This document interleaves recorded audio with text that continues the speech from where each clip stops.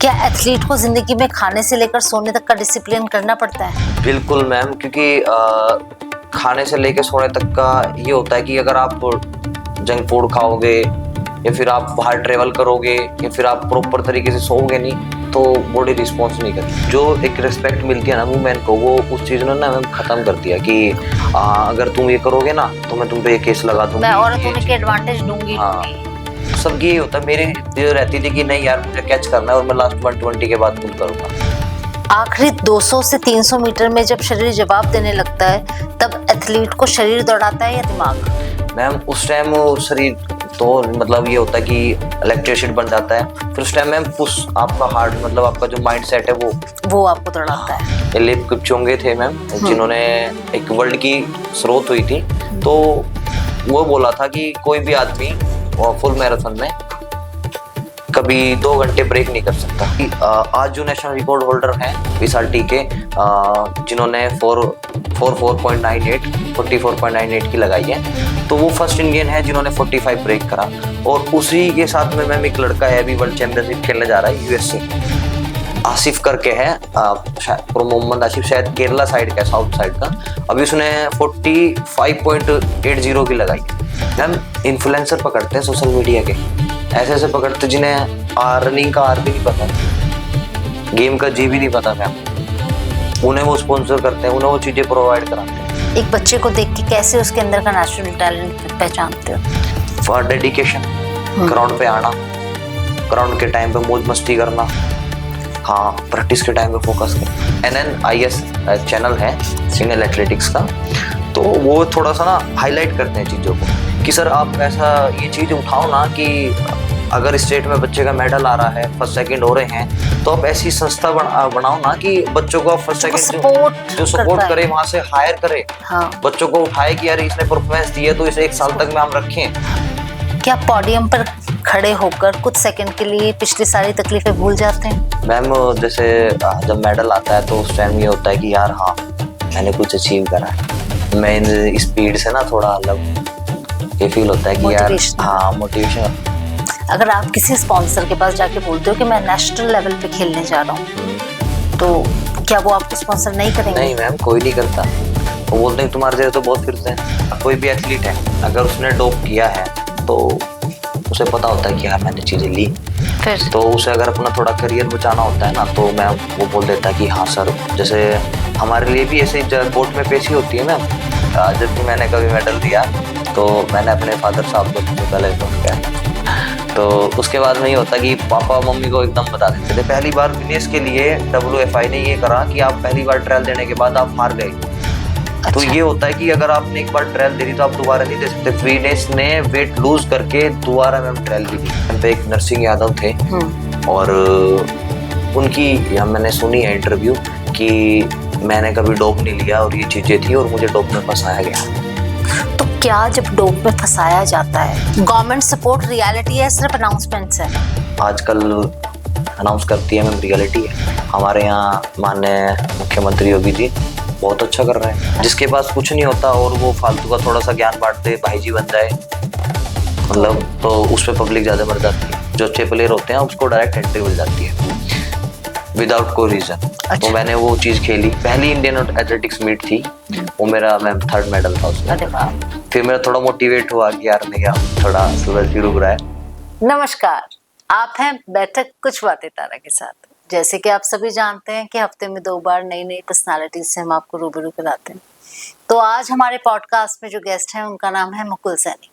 मुकुल एक एथलीट भी हैं और एक कोच भी हैं। तो आज मुकुल से हम जानेंगे कि बार बार हम सभी सुनते रहते हैं कि फला फला को डोप के अंदर 4 साल के लिए, 3 साल के लिए, 2 साल के लिए बैन कर दिया।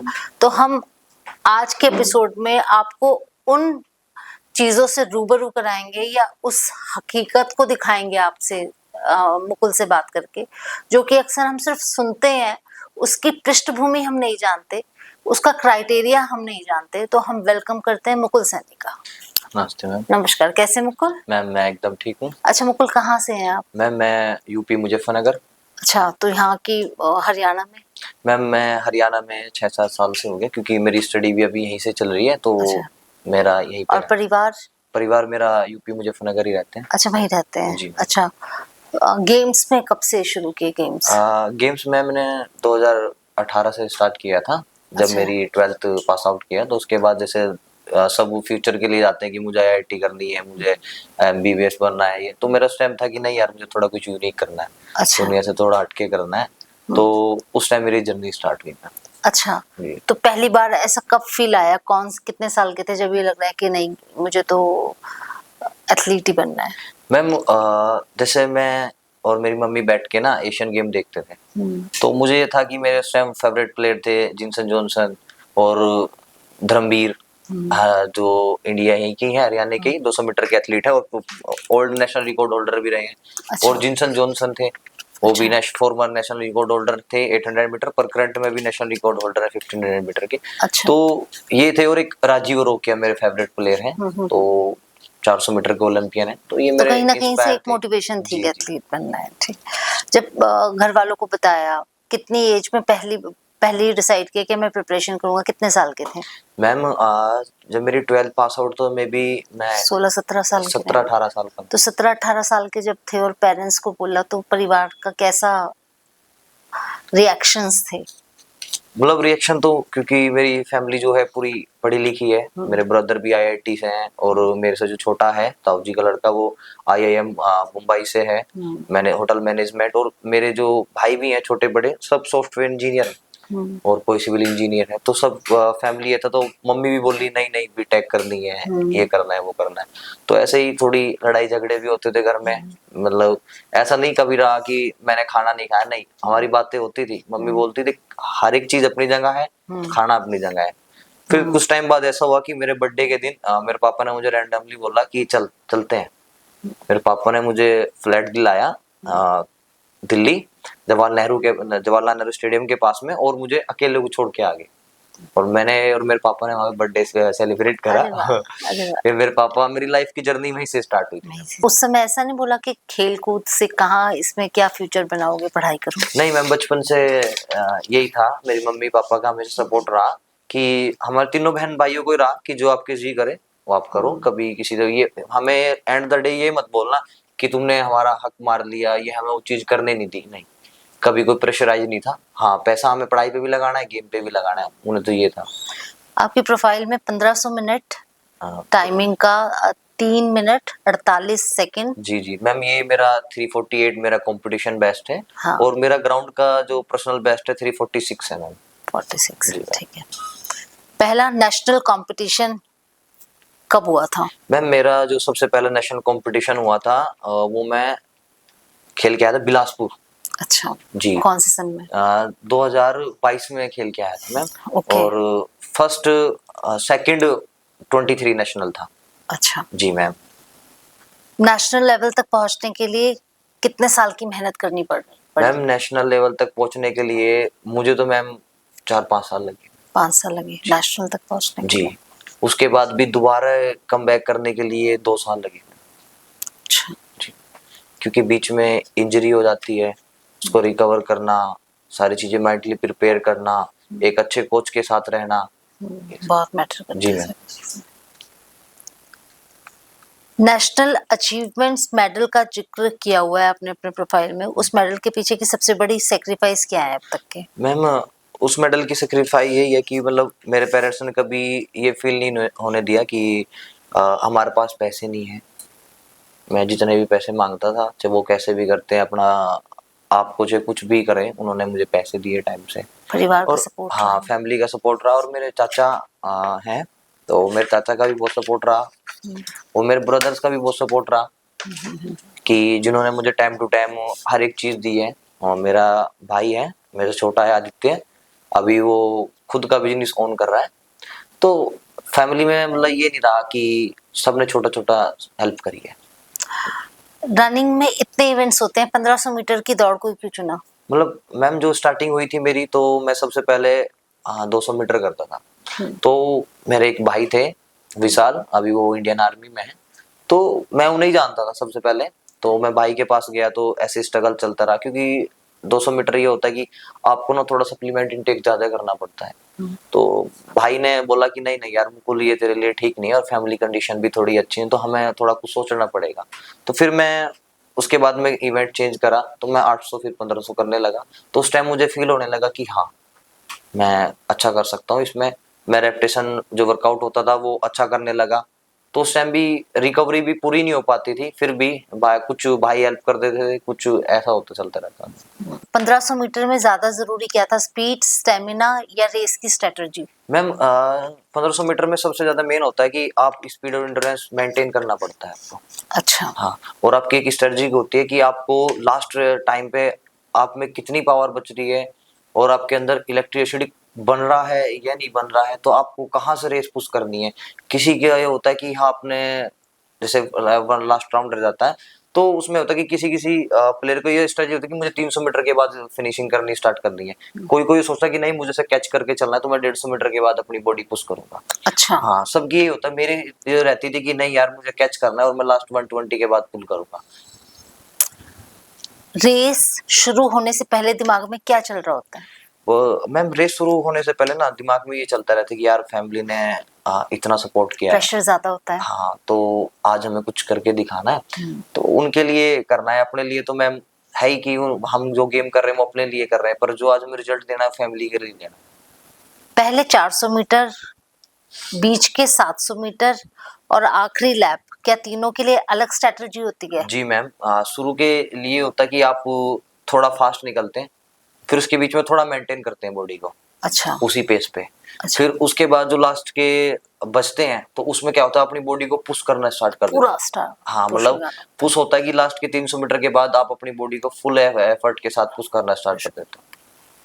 आखिरी 200 से 300 मीटर में जब शरीर जवाब देने लगता है, तब एथलीट को शरीर दौड़ाता है या दिमाग? मैम उस टाइम शरीर तो मतलब ये होता है कि इलेक्ट्रिसिटी बन जाता है, फिर उस टाइम मैम पुश आपका हार्ड मतलब आपका जो माइंड सेट है वो आपको दौड़ाता हाँ, है कि हाँ मैं कितना एफर्ट लगा सकता हूँ यार, ये चीज मुझे करनी पड़ेगी। एक नेशनल लेवल रनर का पूरा दिन सुबह से रात तक कैसा होता है? मैम सुबह ही से रात तक तो ये होता है कि आप सुबह उठते ही आपने थोड़ा योगा करा, बॉडी को मतलब माइंड फ्रेश करा, उठे वाटर पिया, फिर आप अच्छे से फ्रेश हुए। उसके बाद आपने थोड़ा सा कुछ खाया पिया, फिर आप क्या होता है कि आप अच्छे से प्रिपेयर करके ग्राउंड पे जाते हो, सेल्फ प्रिपेयर करके कि हाँ मुझे ये चीज करनी है यार, और जो कोच ने वर्कआउट दिया मुझे उसको अच्छे से करना है।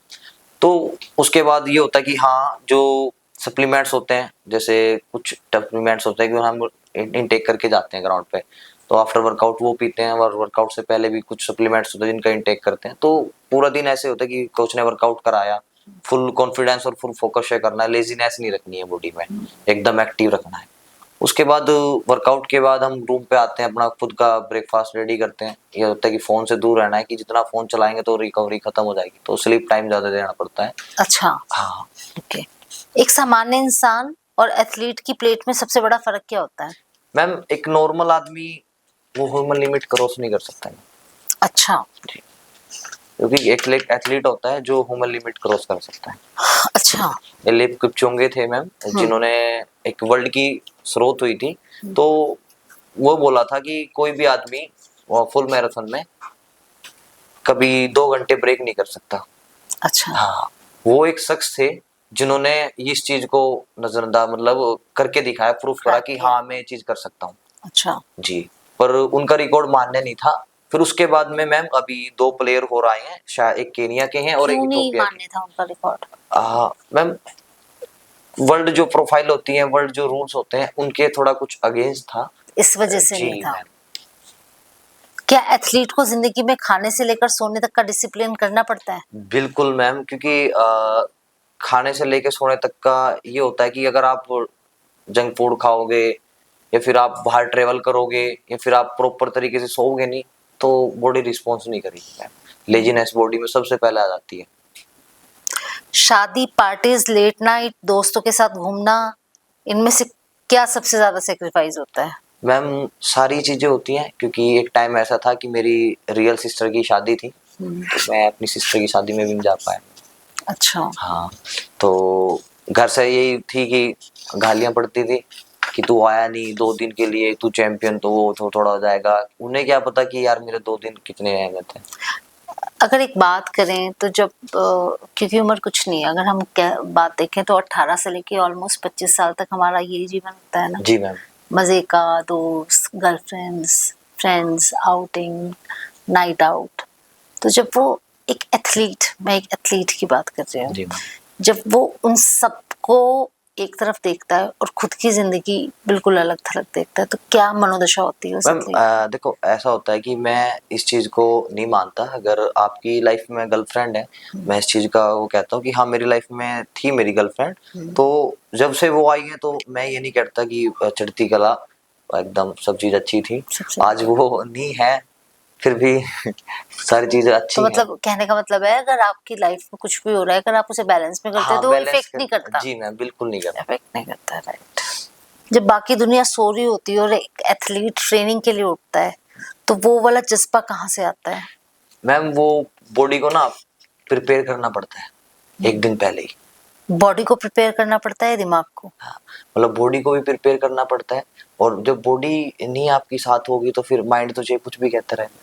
कहीं पे रखना पड़ता है। सोच तो मैम आप ये भी सोचोगे कि हाँ मैं चांद पे चढ़ जाऊंगा, नहीं चढ़ सकते मैम, बॉडी तो साथ में जाएगी ना। तो बॉडी को भी रेडी करना पड़ता है, माइंड को भी तो आप करोगे ही करोगे, सबसे पहले बॉडी को भी रेडी करना पड़ता है। माइंड को तो सिग्नल चला ही गया कि यार हाँ मुझे सुबह 4 बजे उठना है, या मुझे 5 बजे उठना है, 6 बजे उठना है। क्या डिसिप्लिन हमेशा मोटिवेशन से आता है, या जिस दिन बिल्कुल मन नहीं करता उस दिन कैसे ट्रेन करते हैं अपने आप को? मैम डिसिप्लिन जिस दिन ये होता है कि जिस दिन हमारा मन नहीं कर रहा होता है, तो उस दिन ये होता है कि नहीं यार आज थोड़ा सा और कर लेते हैं, थोड़ा सा। हाँ कल को थोड़ा सा ज्यादा एक्स्ट्रा सो जाएंगे। तो एक ये बॉडी को पुश करते हैं कि नहीं यार थोड़ा सा और एफर्ट लगा लेते हैं, कुछ पता थोड़ा अच्छा हो जाए। एक एथलीट का सबसे बड़ा डर क्या होता है, हार या इंजरी? मैम सबसे बड़ा डर तो हार ही होती है, और एक सबसे बड़ा होता है कि इंजरी। इंजरी। हाँ क्योंकि हार से बड़ा मैम इंजरी होती है। अगर कंपटीशन फेज से पहले अगर आपकी इंजरी हो जाती है तो वो सारी मेहनत पे पानी फिर जाता है। क्या पोडियम पर खड़े होकर कुछ सेकंड के लिए पिछली सारी तकलीफें भूल जाते हैं? मैम जैसे जब मेडल आता है तो उस टाइम ये होता है कि यार हाँ मैंने कुछ अचीव करा है, मैं इस भीड़ से ना थोड़ा अलग हूँ। ये फील होता है कि यार हाँ मोटिवेशन। और मेरा सबसे पहले यही रहा है कि जब भी मैंने कभी मेडल दिया तो मैंने अपने फादर साहब को सबसे पहले फोन किया। तो उसके बाद में ये होता कि पापा मम्मी को एकदम बता देते थे, फिर भी मैं मम्मी को फोन करता था, उसके बाद में मेरे चाचा। तो ये मेरे लिए सबसे ज्यादा अहम थे कि लाइफ में मुझे इन तीनों को सबसे पहले बताना है। आपका ऐसा कौन सा मेडल या परफॉर्मेंस है जो शायद सबसे बड़ा नहीं था लेकिन आपके दिल के बड़े करीब था? और मैम मेरे सबसे 2 चीज रही हैं। एक तो मेरा यूपी स्टेट, तो यूपी स्टेट में मैं सेकंड बार पार्टिसिपेट करा, तो उस टाइम मेरा सेकंड था। और उसके बाद में मैम मेरी नेशनल में एंट्री गई, फिर अच्छा। मैं वो नेशनल नहीं खेल पाया। और दूसरा था कि ये open athletics meet national medal था, जो ये था मैम। मतलब मेहनत करने के बाद भी आपको कुछ नहीं मिलता तो फिर थोड़ा दुख होता है। ऐसी कौन सी रेस है जिसे आप आज भी याद करते हैं और बोलते हैं कि एक चीज, काश उस दिन मैंने इतना एफर्ट डाल लिया होता तो बात कुछ और होती? मैम हाँ है ऐसी है, नेशनल की रेसें हैं मैम जिससे मैं आज भी सीखता हूँ। और जो मेरे पास ट्रेन करते हैं मेरे बच्चे, जो मेरे स्टूडेंट्स हैं, और मैं उन्हें चीजें शो ऑफ कराता हूँ कि यार अगर मैं ये चीज पर पुश कर लेता यहाँ से, मेरे में ये चीज की कमी थी, मैं तुम्हें नहीं होने दूंगा। तो वो चीज फील होती है। जैसे मैंने पर्सनल बेस्ट किया था मैम 348 कंपटीशन बेस्ट, उसमें भी मैं ये था कि मुझे इतना एक्सपीरियंस नहीं था कि हाँ यहाँ से रेस पुल करनी है, ये चीजें करनी है। जो बस कॉन्फिडेंस था अंदर कि नहीं यार मम्मी पापा खड़े हैं। उस टाइम मेरे कंपटीशन मम्मी पापा भी थे, तो ये था कि नहीं यार आज मेडल लेके जाना है। तो उस टाइम मैं 4th हो गया था यहाँ पे विदा माइक्रो सेकंड, तो ये था। अगर मुकुल हम एक चीज देखें, एक कैंडिडेट जो जीता उसने भी उतनी प्रिपरेशन की है, जी मैम, और एक कैंडिडेट जो हार गया, इस कहानी को हम ऐसे तो नहीं कर सकते कि जो जीता उसने पहाड़ उठाया और जो नहीं जीता उसने कुछ नहीं किया। दोनों ने पहाड़ उठाए, ठीक है, लेकिन एक कैंडिडेट जो जीत गया, बाय लक जीत गया, बाय वर्थ जीत गया, बाय स्ट्रेंथ जीत गया किसी भी वजह से, और वो जो एक सिर्फ माइक्रो सेकंड के अंदर हार गया, जी वो एक एथलीट कैसे संभालता है अपने आप को, अपना मैम, दिमाग? देखो ऐसा होता है कि जैसे हम तो यही सोचते हैं कि यार नहीं आज उसका दिन था, अच्छा, कि नहीं क्योंकि यार फ्रैक्शन ऑफ सेकंड के अंदर हो रहा होता है तो ये चीजें होती है कि नहीं यार आज हमारा दिन नहीं था। कभी कभी एक मेंटली प्रिपेयर करते हैं कि नहीं यार आज उसका दिन था, कभी ना कभी हमारा भी दिन आएगा। ऐसा कंपटीशन के में रहता है कि देख लेंगे तुझे, कंपटीशन के बाद हमारी फ्रेंडशिप ऐसी रहती है कि नहीं एकदम चिल विल। क्या मेल एथलीट पर भी मजबूत बने रहो, दर्द मत दिखाओ वाला प्रेशर होता है? मैम सबकी थ्योरी अलग होती है, पर ऐसा तो नहीं होता क्योंकि मेल मैम दर्द तो सबको होता है। ऐसी तो बात नहीं है कि एक आदमी को एक मर्द को दर्द नहीं होता, ये सब होता है। क्या इंडियन स्पोर्ट्स में एथलीट की मेंटल हेल्थ को उतनी गंभीरता से लिया जाता है जितना लेना चाहिए? नहीं मैम, लिया नहीं जाता। नहीं लिया जाता, बिल्कुल नहीं लिया जाता, क्योंकि मैम बहुत सारी चीज़ें ऐसी होती हैं कि आप जैसे कैंप में भी होते हैं, अभी करंट में ही चल रहे हैं, तो 400 मीटर के फॉरनर कोच है जैसन। अच्छा, हाँ, तो उनके पास मेरा फ्रेंड है अतुल, नेशनल मेडलिस्ट है और अभी करंट में सीआईएसएफ में भी है। तो जैसे वो मुझे बताता था कि यार कोच के पास ना रह के ये चीज़ें हो रही हैं, और कोच और दूसरे कोच भी क्या होते हैं कि इंटरफेयर करते हैं। तो मैम ये चीज़ें होती हैं कि आज जो नेशनल रिकॉर्ड होल्डर हैं विशाल टीके, जिन्होंने 44.98 की लगाई है, तो वो फर्स्ट इंडियन है जिन्होंने 45 ब्रेक करा। और उसी के साथ में मैम एक लड़का है अभी वर्ल्ड चैंपियनशिप खेलने जा रहा है यूएस से, आसिफ करके है, मोहम्मद आसिफ, शायद केरला साइड का है, साउथ साइड का। अभी उसने 45.80 की लगाई है, इंटरनेशनल रिकॉर्ड करा है इंडिया का 20 का। और उसी में ही दो ट्रेनर हो रहे हैं, जय कुमार और धर्मवीर। धर्मवीर मेरे फ्रेंड है, तो हम जैसे कंपटीशन खेलने जाते थे तो एक रूम में रुकते थे, तो वो रूममेट भी हैं मेरे। तो ऐसा रहा कि कुछ प्लेयर ऐसे होते कि फोनर के पास प्रैक्टिस करते हैं, कुछ ऐसा होता कि नहीं, जो अदर कोच हैं, इंडियन कोच हैं, कहते हैं कि नहीं, जैसे फोनर कोच का नाम अच्छा हो जाता है कि वो चढ़ने लगते हैं, तो थोड़ा चिढ़ भी होती है कि नहीं यार मुझे भी, मैं यहाँ का चीफ कोच हूँ और मेरे पास बच्चे नहीं ट्रेनिंग कर रहे हैं और ये आज का आया हुआ कोच। हाँ। ये भी होता है इंडियन एथलीट्स में।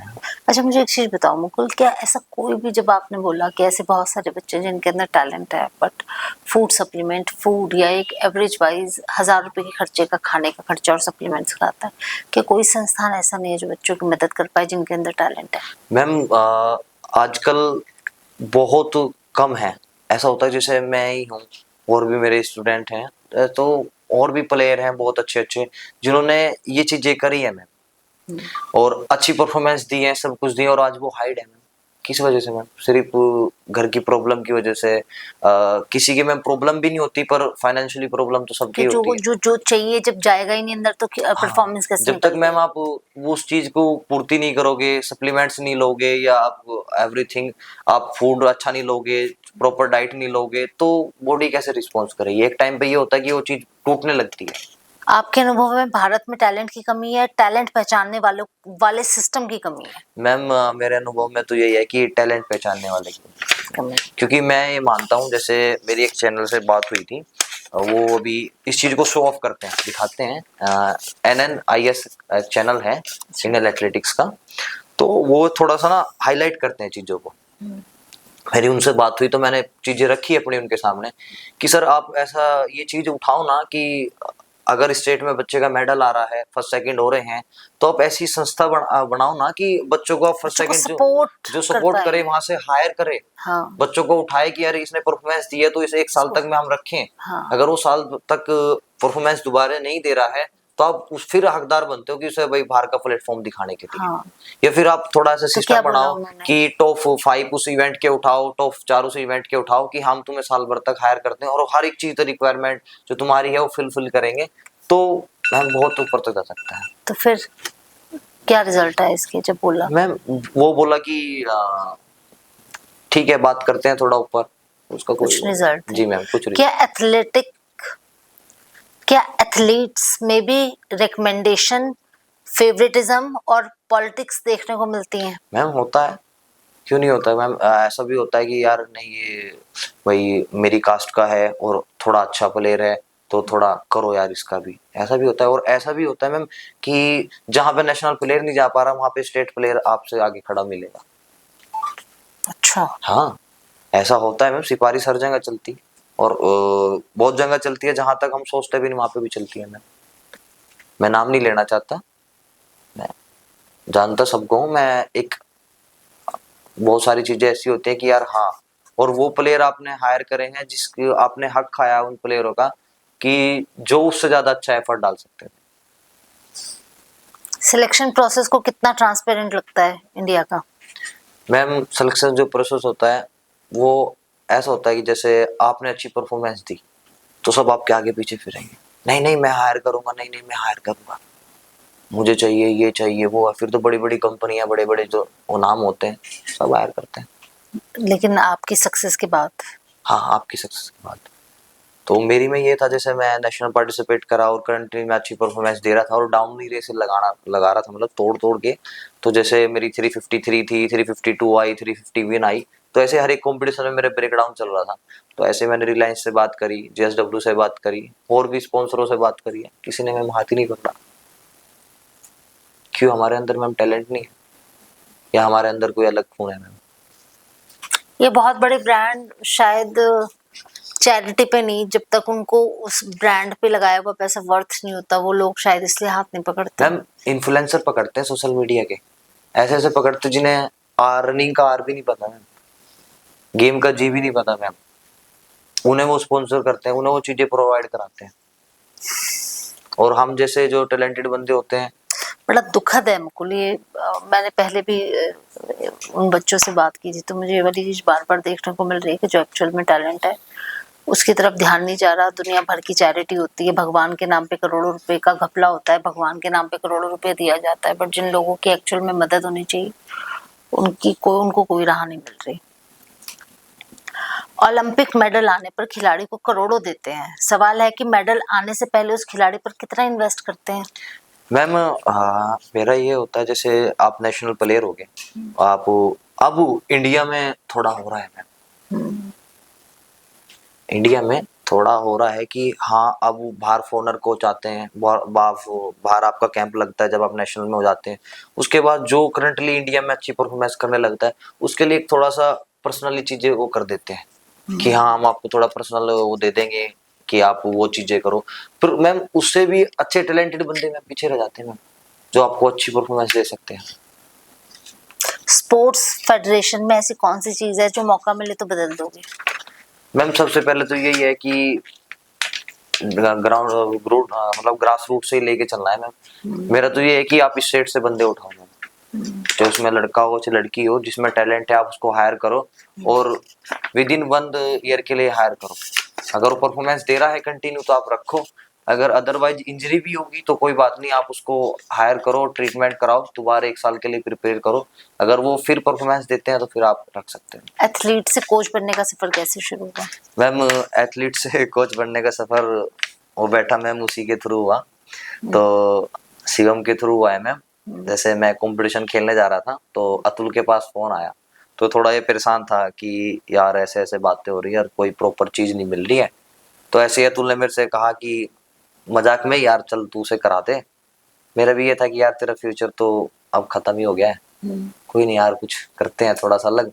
तो फिर शिवम आया, तो फिर उस टाइम शिवम ने तैयारी करी, मेरे पास प्रिपेयर करी, और शिवम ने मेरे पास में अच्छा टाइम दिया। आज भी शिवम को बहकाते हैं लोग बाकी, नहीं यार ये बंदा अच्छा नहीं है, ये तेरी परफॉर्मेंस नहीं आने देगा, तो वो आज तक नहीं छोड़ के गया क्योंकि उसे मेरे पे ट्रस्ट है।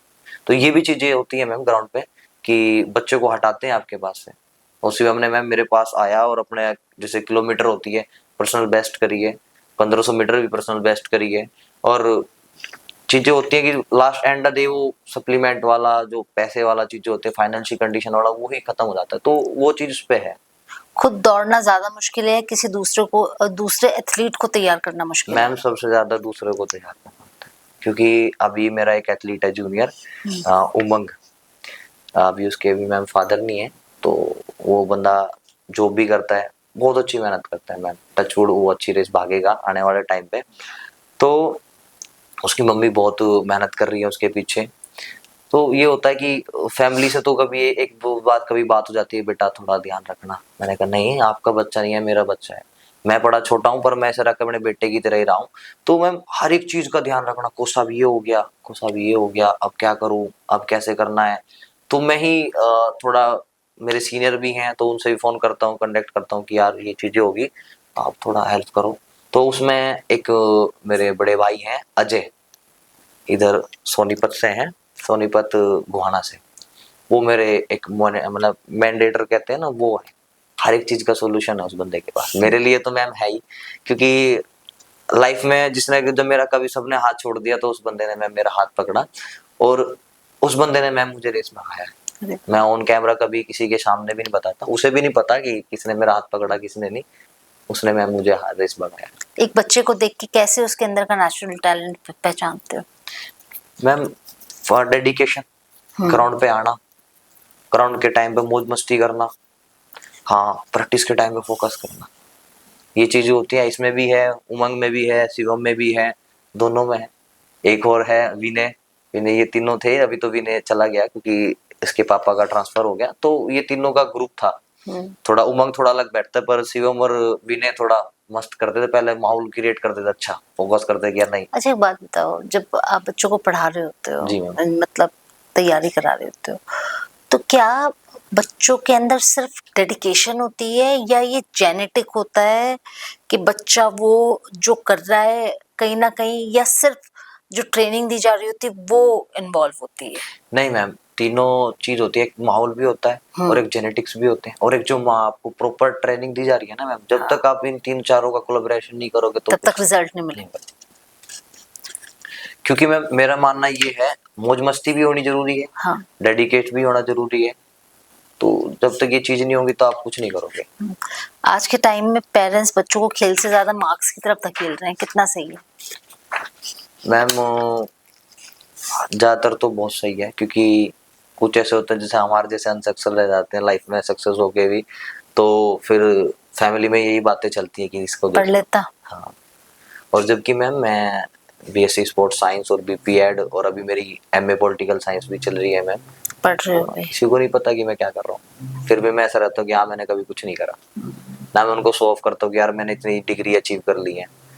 तो अच्छा एक चीज बताओ, स्कूलों में जो फिजिकल एजुकेशन का पीरियड होता है, जी मैम। जैसे हमने भी हमारे टाइम में था, मुझे तो ऐसा लगता है ये सिर्फ नाम का होता है, कुछ कराते बनाते तो है नहीं मैम, जैसे मैंने अभी थोड़ा सा टाइम पहले स्कूल में मैं ज्वाइन किया था as a physical training instructor, तो उसमें ये होता है कि जैसे मैंने बहुत जगह देखा है मैम, कुछ कोचेज होते हैं बस जाते हैं, बैठ जाते हैं, बच्चों को छोड़ देते हैं ग्राउंड पे, जा यार कोई बात नहीं।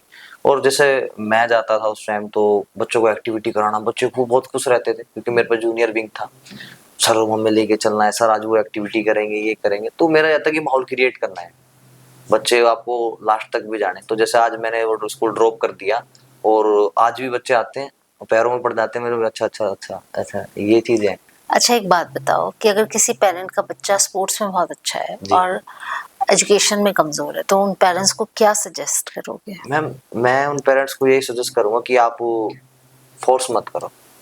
अच्छा। हाँ, सबसे पहले ये होता है कि आप अपने बच्चों को फोर्स मत करो, उसके मन की बात है वो पूछ लो कि बेटा आपने करना क्या है। मुकुल, आपके बायो के अंदर स्पोर्ट्स के साथ साथ शायरी का शौक है? हाँ मैम, थोड़ा मुझे शायरी का भी शौक है। अच्छा। जी मैम। कुछ लिखा है कभी? हाँ मैम, बहुत कुछ लिखा है। अच्छा। जी, मतलब मेरी इंस्टाग्राम पेज पे भी है। तो जैसे मैं थोड़ा डीपली शायरी करता था, उसके पीछे भी थोड़ा एक रीजन था।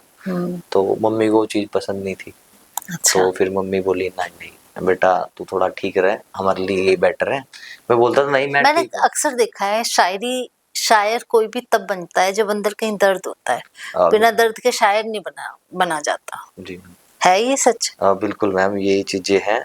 तो एक ट्रेजेडी हुई है मैम। क्या ये हुआ था था? जैसे मेरी गर्लफ्रेंड थी मैम, तो हम कॉलेज टाइम पे मिले, एवरीथिंग बहुत अच्छा चल रहा था, सब चीज़ अच्छी थी। तो एंड द डे ऐसा हुआ कि उसकी जो फ्रेंड थी, उन्होंने अपनी मम्मी को बताया, उसकी मम्मी ने उसके पापा को, तो उसके पापा ने उसके पापा को बताया। जब ये बातें होके जाती हैं तो मैम एक बात की ना चार बातें बन जाती हैं और चार मुंह हो जाते हैं। तो एक दिन ऐसे ही मेरे दिन याद है मैम, 2025 और 2 जून हमारा एग्जाम खत्म हुआ। तो सुबह ही फोन आया, मुकुल ऐसे ऐसे बात होगी। वो मुक्कू बोलती थी कि मुक्कू ऐसे ऐसे बातें होगी, और अरे मैंने कहा नहीं तू मजाक कर रही है। मैं बोली नहीं ये चीजें। तो उसके बाद से ना चीजें थोड़ी टूटने लगी। फिर भी चलता रहा, हमारी बातें कैसे भी होती रही कि मैंने रिश्ते को बहुत बचाने की कोशिश करी है कि नहीं यार मैं ठीक कर दूंगा सब चीज। अब मैं थोड़ा कमाने भी लगा हूँ, ये चीजें, अब मैं पढ़ाई भी कर रहा हूँ, है ना, मैं ये सारी चीज कर रहा हूँ। तो फिर भी ये चीजें होती थी। फिर उस टाइम ये था कि नहीं यार मैं बैठा रहता था, नहीं मैंने कहा कुछ ना कुछ लिखता हूँ यार। तो ऐसा एक दिन छोटी सी बात लिखी मैम कि उसके बाप ने उससे क्या कुछ नहीं छीना, पहले उसकी किताब, फिर उसका प्यार, अंत में उसका जीवन छीना। तो ऐसे ही मतलब बैठे शादी हो गई उसकी? हाँ नहीं मैम, अभी वो पढ़ाई कर रही है। अच्छा। हाँ तो कहीं ना कहीं दर्द तो होता है तभी शायरी लिखी जाती है, हाँ बिना मैम। दर्द के शायरी के लिए कभी भी वर्ड्स नहीं आते हैं। जी मैम। अच्छा एक बात बताओ, क्या एथलीट्स को इंडिया में रियलिस्टिकली फुल टाइम करियर माना जा सकता है? अगर सिस्टम अच्छा है तो मैम फुल टाइम में।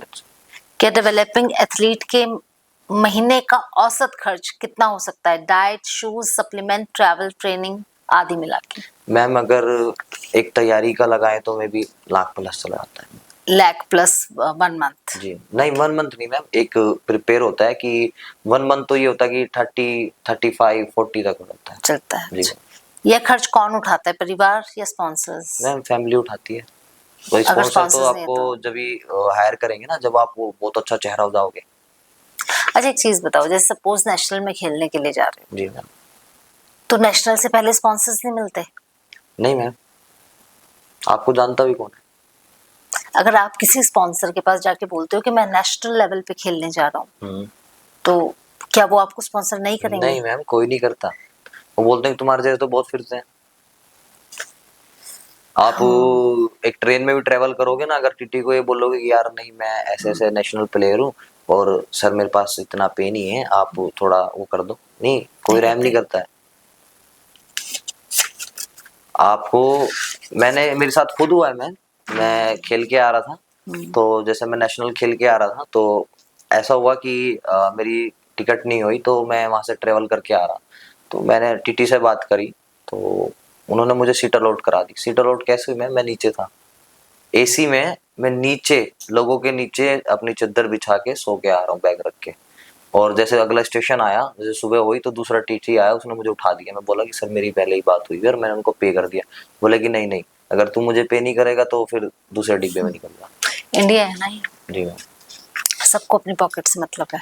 ये तो मैम जाहिर सी बात है, सब अपने लिए जीते हैं मैम, दूसरों के लिए तो बहुत कम लोग सोचते हैं। इंडियन प्लेयर्स में टैलेंट का ज्यादा वो है या पॉलिटिक्स ज्यादा है? मैम अगर आप इंडियन एथलीट्स की बात करो तो, और पॉलिटिक्स की बात करो तो मैम सबसे ज्यादा पॉलिटिक्स ही चलती है हर जगह। गवर्नमेंट सपोर्ट रियलिटी है सिर्फ अनाउंसमेंट्स है? मैम गवर्नमेंट्स जो आजकल अनाउंस करती है मैम रियलिटी है। हमारे यहाँ माननीय मुख्यमंत्री योगी जी बहुत अच्छा कर रहे हैं मैम। और पुलिस में अभी हमारे यहाँ भी 500+ वैकेंसी थी, और बहुत सारे जो प्लेयर रुके हुए थे जिन्हें एक जॉब की नीड थी, वो जॉब प्रोवाइड कराई है।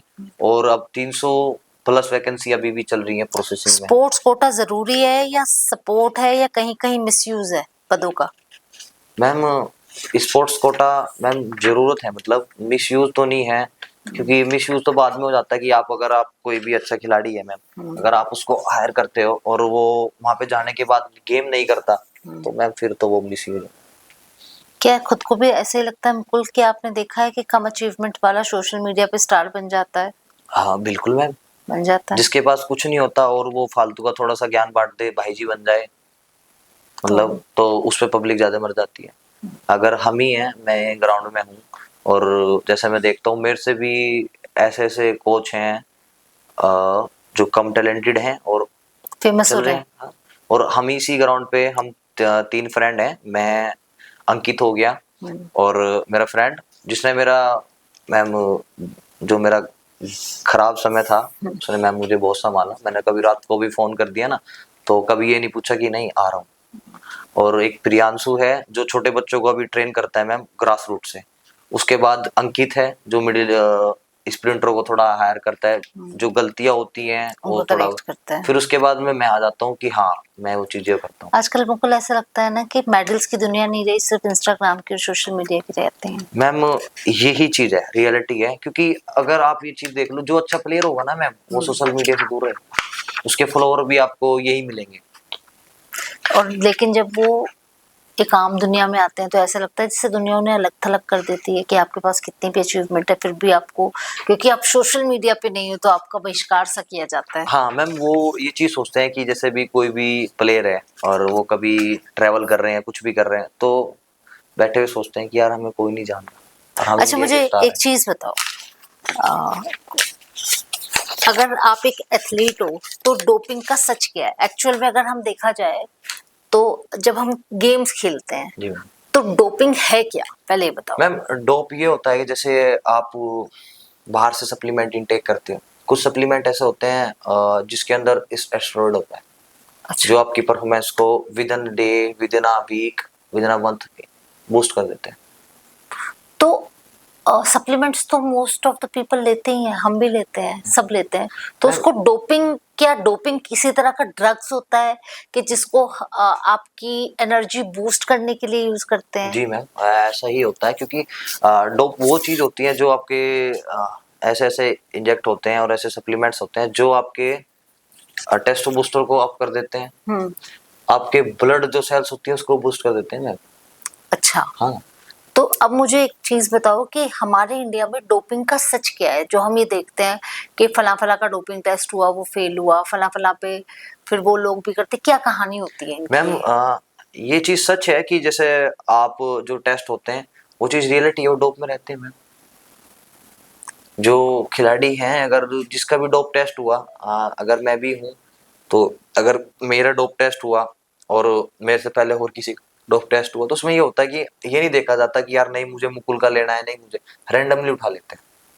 नहीं, मुझे एक चीज बताओ, मैंने जो बात सुनी है कि कई बार डोप टेस्ट जो होता है जी मैम। वो अ, जलन, चिढ़, इसकी भी एक कहानी होती है कि अगर किसी का फ्यूचर बर्बाद करना है, जी मैम। जो कोई एथलीट अच्छा जा रहा है और उसकी किसी से रंजिश है अपनी सेगमेंट में, तो वो डोपिंग के माध्यम से उसका करियर बर्बाद करना चाहते हैं, ऐसा कुछ होता है? मैम हाँ होता है मैम ऐसा।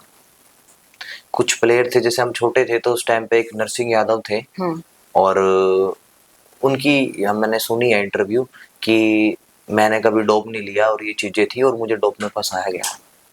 तो क्या जब डोप में फंसाया जाता है एक एथलीट को, तो उसकी सुनवाई या उसका प्रोस्पेक्टिव या उसका मत, वो अपना मत या वो कहीं बोलने का हकदार होता है, या जो जो वहाँ की जो बने हुए होते हैं पैनल्स बने होते हैं सिर्फ उनकी ही मानी जाती मैम है? यही होता है कि अगर आपको किसी प्लेयर को फंसाना है या कुछ भी होता है सब पहले ही सेटिंग हो जाती है मैम।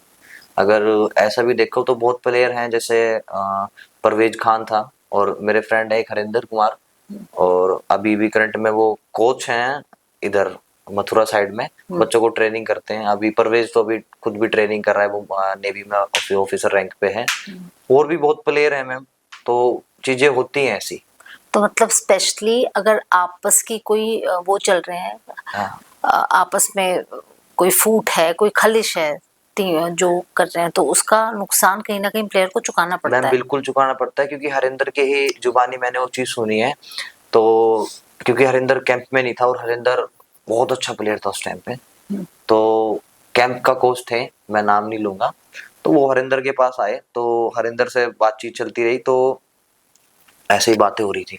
तो हरिंदर से बोले कि यार तू ना जो ये कैंपर हैं और इनका क्वालिफाई कराना है तो तू इन्हें पेस दे दे। पेस मेकर होता है कि आपको आगे आगे भागना है, आपके पीछे जनता भागेगी और फिर आप एक मूवमेंट ऐसा था कि आप ड्रॉप कर देना रेस।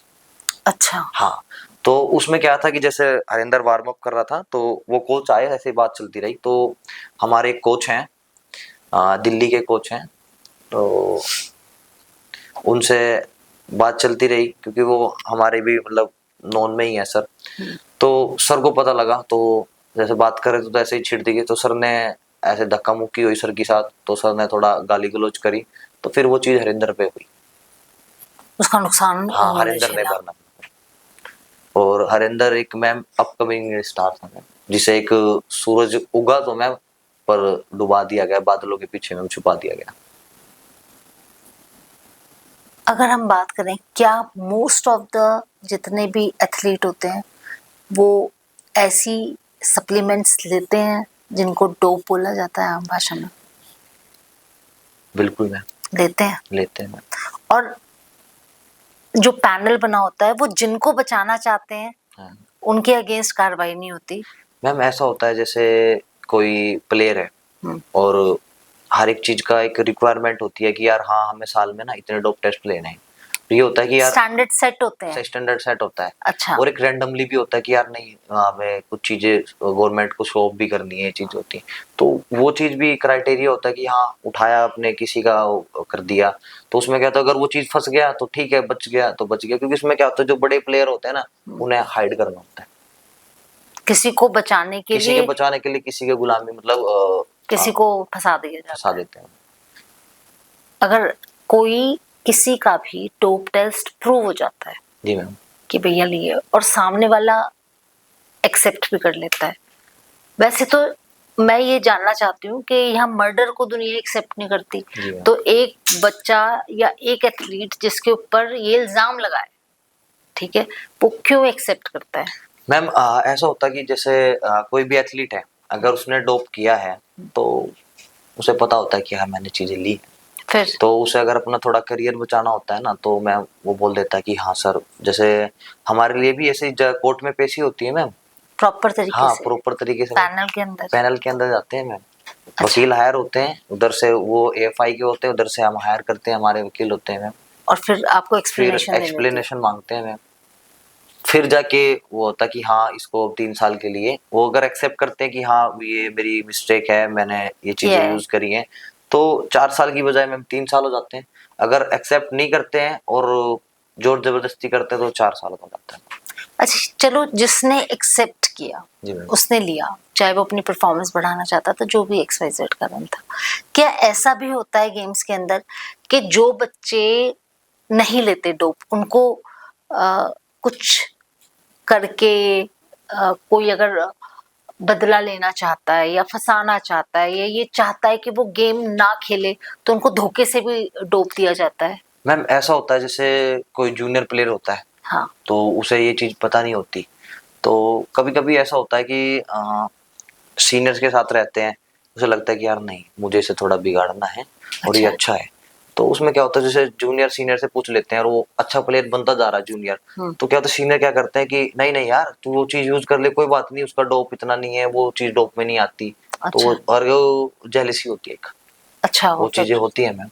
कई बार मैंने कई प्लेयर से सुना है ये वाला कि जब फाइनल वो चल रहा होता है ना, आपको जब फाइनल रेस परफॉर्म करनी होती है, जो फाइनल आपको परफॉर्मेंस देनी होती है, उससे पहले कहते हैं ना किसी से बात करते हैं ना किसी का लिया कुछ खाते हैं, ऐसा क्या कारण है? क्या मैम देखो ऐसा होता है जैसे टाइम होता है कि आपकी 5 बजे रेस स्टार्ट है, तो सबका खिलाड़ी का ना प्लेयर्स का अलग अलग टाइम होता है, जैसे मैं था तो मैं अपना रूटीन बताता हूँ, मैं ना 1 घंटा पहले पहुंच जाता था, तो मैं चुपचाप बैठता था, ऑब्जर्व करता था सारी चीजें कि यार हाँ कोई पानी भी देगा तो नहीं पीना, अपना सेल्फ लेके जाना है, सारी चीजें ये होती थी, क्योंकि मैम उस टाइम नहीं बचते हैं मैम सब, और जो नाडा होती है हमारी डोप जो एजेंसी होती है वो सब पे नजर रखी होती है कि कौन क्या कर रहा है, कौन बाथरूम की साइड जा रहा है, कौन कितनी बार जा रहा है, कौन किसके साथ जा रहा है, तो वो चीजें भी होती है। और वो अगर आप पे डाउट है तो आप चाहे नेशनल प्लेयर हो या नहीं भी हो, आप फर्स्ट टाइम पार्टिसिपेट कर रहे हो, तो उसमें आपने एकदम उठा लेते हैं।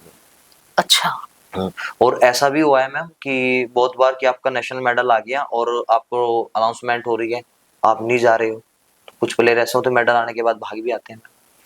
अच्छा। हाँ, बहुत प्लेयर ऐसे हैं जो नेशनल मेडल आने के बाद वहां से फ्री हो जाते हैं, भाग जाते हैं ऑन द स्पॉट्स, स्पाइक्स उठाए, भाई तू मेरे लेते आना, और मैं चला। क्यों भाग जाते हैं? डोप, कि कहीं टेस्ट ना हो जाए? हाँ। अच्छा, क्योंकि उन्हें पता होता है कि हमने इनहेंस किया हुआ है बॉडी में, अगर हम अब रहे तो गड़बड़ हो जाएगी। हाँ अगर हम रहे या फिर हमारा डोप भरा गया तो गड़बड़ हो जाएगी, तो वो अपनी परफॉर्मेंस देखते ही नहीं, देते वो नहीं, परफॉर्मेंस देख मेडल लेते नहीं मैम, वो परफॉर्मेंस तो होती है कि वो रिजल्ट चढ़ जाता है मैम। हाँ। क्योंकि हमारी एक वर्ल्ड एथलेटिक्स साइट होती है जिस वो गूगल पे भी होती है, हमारे जितने भी हम एथलीट हैं सबके गूगल पे नाम होते हैं, तो आप उस पर भी चेक कर सकते हो, तो परफॉर्मेंस आ जाती है निकल के। अच्छा। कुछ टाइम बाद सब भूल जाते हैं मैम। बहुत ऐसे प्लेयर हैं जो जॉब भी लग रहे हैं आज इसी उसी हाँ, से, राइट राइट। जो कंपटीशन खेल रहे और वहां से भाग के निकल गए। अभी विनेश फोगाट का एक मुद्दा हुआ है जी मैम। खेल मंत्री के साथ। क्या सच में लड़कियों का गेम्स के अंदर शोषण करते हैं कुछ? मैम मेरा तो मानना ये है कि नहीं होता मैम, क्योंकि जब तक कोई आदमी कोई इच्छा जाहिर नहीं करेगा आपको कौन टच कर सकता है। आप ब्रजभूषण सिंह हैं, माननीय मुख्य और माननीय मंत्री जी हैं, पूर्व सांसद भी हैं इधर बाराबंकी साइड से, तो अभी कोर्ट से भी उन्हें फ्री कर दिया मैम। कोई भी उनके अगेंस्ट कुछ था ही नहीं मैम। तो तुम्हें ये विनेश फोगाट का केस क्या लगता है? मैम ये है क्योंकि WFI में बहुत सारे ऐसे होते हैं कि रूल्स बनाए गए, तो उनका ये था, जो हमारे माननीय मंत्री जी थे वो, तो उनका ये था कि नए रूल लेके आए। यार ये जो प्लेयर हैं, अब एक एक मेडल हो गया इनका ओलंपिक में और कॉमनवेल्थ में हो गया, एशिया में हो गया, तो नया टैलेंट लेके आए। तो तुम्हारा कहना ये है मुकुल कि जो ये लड़ाई एक्चुअल में जो दिखाया जा रहा है वो लड़ाई नहीं है। ये लड़ाई है कि जो मंत्री हैं वो चाहते हैं कि नए चेहरे आए। हाँ। और जो पुराने प्लेयर हैं वो नए चेहरों को आगे नहीं आने देना चाहता है। क्योंकि मैम जो अभी विनेश की जो फाइट हुई थी वो गोयत है, मेरा पूरा नाम नहीं याद है, लड़की मतलब उसके उनके साथ है, विनेश के साथ, विनेश के साथ हुई थी, और जो एशिया क्वालिफाई करी वो गोयत है मैम। हाँ। उन्होंने उसको हराया मैम, विनेश को। हाँ। तो उसके बाद भी उन्होंने वहां पे थोड़ी सी वो करा कि मैं वापस आऊंगी, ये वो चीजें। तो उन्होंने मैम संन्यास भी ले लिया था और फिर वापस आई। तो मैम पहली बार जो मैंने सुना था कि पहली बार विनेश के लिए WFI ने ये करा कि आप पहली बार ट्रायल देने के बाद आप हार गए। अच्छा। तो ये होता है कि अगर आपने एक बार ट्रायल दे दी तो आप दोबारा नहीं दे सकते। विनेश ने वेट लूज करके दोबारा मैम ट्रायल भी दी थी। विनेश का, अगर आप, क्योंकि आपकी फील्ड है, आप जानते हैं विनेश का क्या कारण है? ये क्या पॉलिटिकल रीजन लगता है या ये सच में गेम्स की कोई कंट्रोवर्सी है?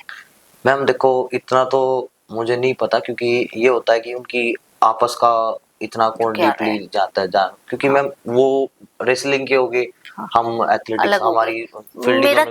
मेरा कहना ये वाला है कि क्या जो लड़कियां, जो फीमेल्स अपने कोचेस के ऊपर मॉलेस्टेशन के केस लगाती हैं वो क्या सच होते हैं? मैम मेरा मानना ये है कि जब तक आप किसी को कुछ नहीं बोलोगे, या ये इसको दूसरे तरीके से मुकुल अगर बोला जाए तो सम काइंड ऑफ ये गिव एंड टेक होता है, जब तक आपस की अंडरस्टैंडिंग होती है जब तक चलता है। जब आपके मतभेद होने लगते हैं कोच के साथ या वो, तो फिर उसको किसी और तरीके से रिप्रेजेंट कर दिया जाता है। बिल्कुल मैम, जैसे कि मेरी एक फ्रेंड है, मैं नाम तो नहीं लूंगा, तो जैसे मेरी बातें होती रहती हैं तो उनसे बातें होती है कि यार मुकुल वो चीज थी और वो चीज ऐसे थी, उसका ना कोच के साथ ही था। तो मैंने कहा ठीक है यार, तुम हो यार किसी से, तो ये चीजें होती है मैम। जब तक तालमेल चल रहा है तो सबकी अच्छी दाल गल रही है। हाँ, सब चीज ठीक और है। अगर कहीं तालमेल में गड़बड़ हुई तो फिर सबसे पहले एक लड़की अपने लड़की होने के एडवांटेज लेती है।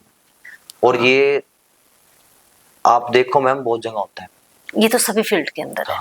एक औरत को सशक्तिकरण की बात करते हैं, एक औरत ने ही अपनी मिली हुई उसमें करके उसको बहुत जगह तक डिजास्टर क्रिएट किए हुए हैं। जो एक रिस्पेक्ट मिलती है ना वुमेन को, वो उस चीज ने ना मैम खत्म कर दिया कि अगर तुम ये करोगे ना तो मैं तुम पे ये केस लगा दूंगी, मैं औरत होने के एडवांटेज लूंगी।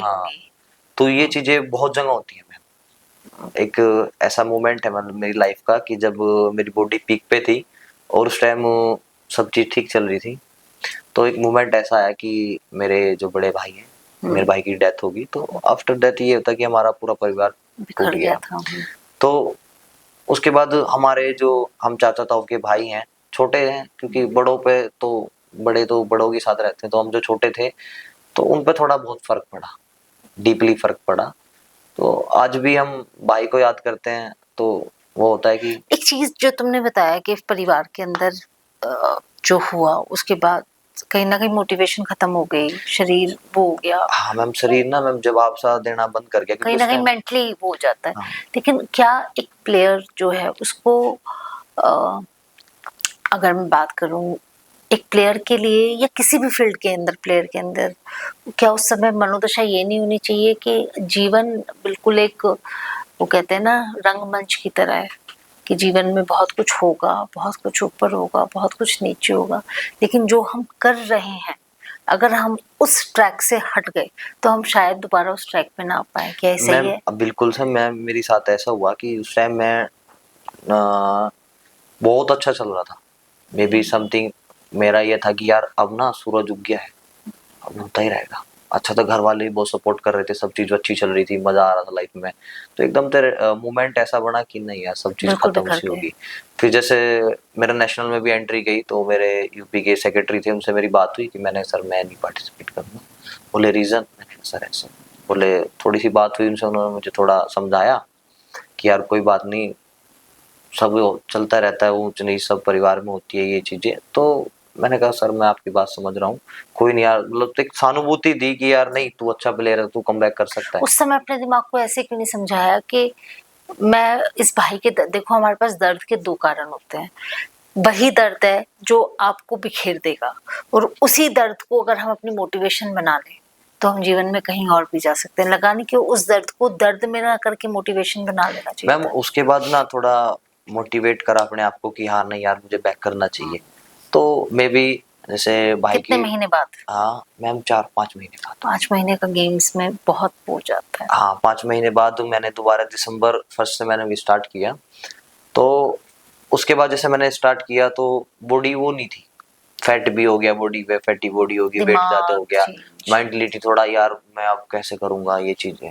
तो करता रहा, पुश करता रहा, मैम करता रहा। उस टाइम पे ये हो गया, फिर इंडियन एथलेटिक्स मीट्स स्टार्ट हुई, क्योंकि मैंने पीछे भी रेस अच्छी लगाई। तो हमारा क्या होता है कि आपको डायरेक्ट एंट्री मिल जाती है, जो अच्छे प्लेयर होते हैं उसको डायरेक्ट एंट्री मिल जाती है विदाउट कोई रीजन। अच्छा। तो मैंने वो चीज खेली, पहली इंडियन एथलेटिक्स मीट थी, वो मेरा मैम 3rd मेडल था उसके अरे अंदर। वाह। फिर मेरा थोड़ा मोटिवेट हुआ कि यार नहीं यार थोड़ा सूरज फिर उग रहा है, करते हैं कमबैक। अच्छा, तो फिर मैं दोबारा में एथलेटिक्स मीट खेलने गया चेन्नई। तो उस टाइम मेरे पापा ने मुझे फर्स्ट टाइम फ्लाइट से भेजा, तो मैं हैप्पी था यार। मैंने कहा पापा ने यार इतना करा है, मम्मी पापा ने, तो कुछ करना है थोड़ा अच्छा। मैंने कहा ठीक है। उसके बाद मैंने वहां से क्वालिफाई करा एशिया ट्रायल के लिए मैम।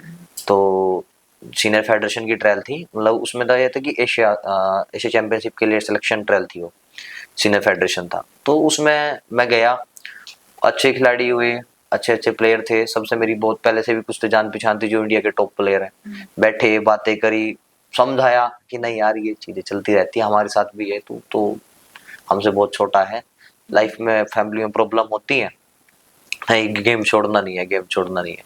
तो फिर जैसे मैंने वहां पे भी अच्छी रेस लगाई। तो मैंने घर आया, मेरे घर से बात हुई कि नहीं, हाँ मैंने कहा मम्मी अब मुझे थोड़ा सा तैयारी करनी है, तो थोड़ा यार पैसे दो। तो रीजन यही था कि यार भाई मैं इतने पे नहीं कर सकती जितना तू मांगता है, क्योंकि अब तू एक उस लेवल पर इलाइट प्लेयर हो गया, तो तेरी तैयारी में ना थोड़ा पैसा ज्यादा लगता है। तो मैंने उस टाइम ना बहुत स्पॉन्सर से बात करी, यहाँ पे भी करनाल में बड़ी बड़ी हस्तियां हैं, तो गया हूँ लोगों के पास, तो लोगों और ने भी क्या कांटेक्ट करा मैम लोगों से। कहा? नहीं यार तेरा इंस्टाग्राम प्रोफाइल ऐसा नहीं है, वो तुझे एक प्रोटीन का डिब्बा देंगे, वो तुझे एक BCAA देंगे। मैंने कहा यार मैं भीख थोड़ा मांग रहा हूँ, मैं लिखित में दे सकता हूँ, अगर मैं ये चीज नहीं करा तो मैं आपके पैसे वापस कर दूंगा। तो भी नहीं तैयार हुए। किसी ने भी नहीं दिया मैम, मैं एग्रीमेंट भी आज भी मैम मैं ऑन कैमरा बोल रहा हूँ, अगर आप मेरे से आप कोलैब करोगे, अगर मैं विद इन सारे 1 ईयर, कोलैब करूंगी आपके साथ, आपके उस पे तो पेज पे। नहीं मैं अगर कोई स्पॉन्सर है मैं उनसे भी बोलता हूँ कि अगर कोई मेरे साथ कोलैब करता है तो विद इन 1 ईयर, आज भी मैं बोलता हूँ मेरे में जज्बा है, मैं रेस लगा के दिखाऊंगा। आप मेरे साथ हाथ तो बढ़ाओ, कभी कभी जो हाइड हो जाता है टैलेंट, आप उसे तो देखो ना, हाथ पकड़ो ना उसका कि हाँ वो किस दर्द से गुजर रहा है, किससे नहीं गुजर रहा है। क्योंकि फिर लाइफ में मेरा गेम छूटा, फिर एक मोमेंट ऐसा है कि वो चली गई, उसके बाद मैं आज तो मैं जो बैठा हूँ ना मैं सेल्फ माइंड की वजह, मेरा माइंड बहुत स्ट्रांग है, मेरी मेंटलिटी बहुत हाई है। कभी कभी तो जैसे ये चीजें चली गई, कभी कभी रूम में पड़ा है सब यार इससे अच्छा मर ही जाता। ये चीजें भी हुई हैं कभी कभी लाइफ में कि ये यार। प्रेशर आता है, लेकिन जो प्रेशर झेल जाता है वो जिंदगी में बहुत कुछ कर तो जाता है। मेरी मेंटलिटी ना बहुत स्ट्रांग है मैं बचपन से ही, और मैंने अपने आप को प्रिपेयर करा है कि नहीं यार, क्योंकि मैं 25 साल की मैं मेरी उम्र होगी और मैं घर से बाहर रहते हुए 10-12 साल हो गए। अकेले मैंने खुद को दुनिया से लड़ते हैं, अकेले फेस करी हैं। और ऐसे भी आई है कि मेरी लोगों से लड़ाई भी हुई है बाहर, मैंने घर तक भी नहीं जाने दी बातें, आज भी होती है। मैं आजकल तो ऐसी होती है कि हमने किसी को कुछ बात बताई, उसने दूसरे को बताई, दूसरे ने तीसरे को बताई, अलग बात, वो चीजें बन के हो जाती। अरे तू मेरी तो बात सुन यार, तूने उनकी बात पे ट्रस्ट कर लिया। आजकल जो आपके खास मित्र हैं, जो आपके अच्छे फ्रेंड हैं, वो भी ये चीज को नहीं मानते हैं। तो फिर मेरा लाइफ में ये हो गया कि विद इन 1 ईयर मैं अकेला रहता हूँ। मेरा 2 BHK का मैंने खुद के सेल्फ दम पे मैंने फ्लैट ले रखा है, मैं खुद पे करता हूँ, बच्चों से मेरी फीस आती है और मैं अकेला रहता हूँ उसमें। मैंने किसी को नहीं रख रखा, मैं अकेला रहता हूँ, खुश रहता हूँ। कभी कभी मेरी मम्मी आ जाती है 1 दिन के लिए या फिर थोड़ी बहुत देर के लिए, वो आके चले जाती हैं बस। तो आज हमारे साथ थे athletic and coach Mukul Saini, जिनसे हमें डोपिंग की, गेम्स की और बहुत सारी वो बातें जानने को मिली, जिसके लिए ऐसा लगता है कि दुनिया में हम इतना सब कुछ करते हैं, इतनी चैरिटी करते हैं। मैं अगर देख रही हूँ तो अभी राम मंदिर के अंदर कई 100 करोड़ का घोटाला हुआ। रोज हम अपना बहुत सारे मोस्ट ऑफ द पीपल अपना दशवंत निकालते हैं पैसे का, लेकिन वो पैसा जाता कहाँ है? कई बार ऐसा लगता है कि जो पैसा हम ऐसे दे देते हैं, उस पैसे का हमें सही इस्तेमाल करते हुए वो पैसा हमें उन लोगों की मदद के लिए देना चाहिए जो असली में उस पैसे के हकदार हैं, जो आने वाले समय में देश को और अपने आप को कहीं अलग लेवल पे ले जा सकते हैं। तो बहुत बहुत थैंक यू मुकुल हमारे स्टूडियो में।